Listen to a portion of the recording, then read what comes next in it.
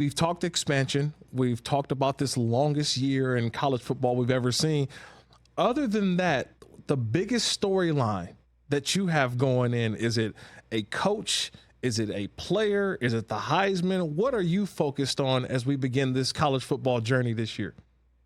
I think the most interesting team is Ohio State Yeah. because they are the poster for this new era of college football where you can try to buy yourself a championship. Yeah.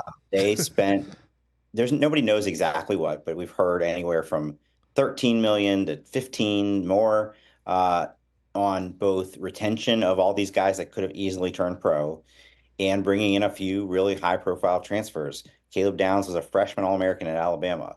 Quinshon Judkins was an all SEC running back. Those guys did not come to Columbus for free. We don't know what they got exactly, but it was probably significant. Oh, yeah. And so they basically just decided we're sick of losing to Michigan. We can't believe Michigan won the national championship. We want ours. And so what that means is like they will be really good. Nobody doubts that. But it's kind of like national championship or bust. Yeah.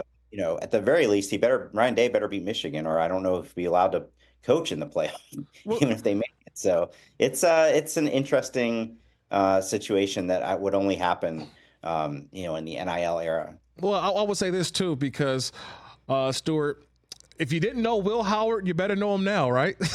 Will Howard's a starting quarterback at Ohio State. I feel like this is, and I've been talking a lot with my broadcast teammates, that every single week, I don't care. We have to continue to keep telling the viewer about the new players for this new team, because every year it's changing so much. It's to a point where I cover the game and I'm like, wait, I forgot he went over there. I forgot that this team over here. I'm looking at Texas's roster and I'm like, wait, Silas Bolden, wait, he was at Oregon State. He's here now. Bond was at Alabama. Wait, it's so confusing. I feel like that every game we must have a time in which we tell these are the new incoming guys and these are the guys who are no longer here.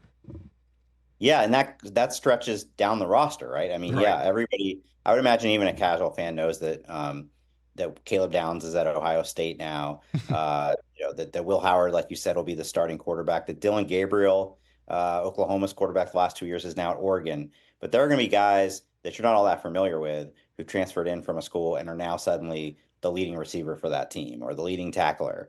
And some of them, by the way, aren't coming from high-profile programs like Jared Verse at Florida State the last couple of years, who ended up, becoming an absolute stud pass rusher, came from Albany. We see that all the time now. A lot of the best transfer portal guys come from the lower levels. So you're right, Kirk. You're tuning in to watch a game. You got to put that graphic up right at the beginning of here's who they got in the portal this year and here's who left. Catch the Rich Eisen Show every single day on the Roku channel, 12 to 3 Eastern, for free.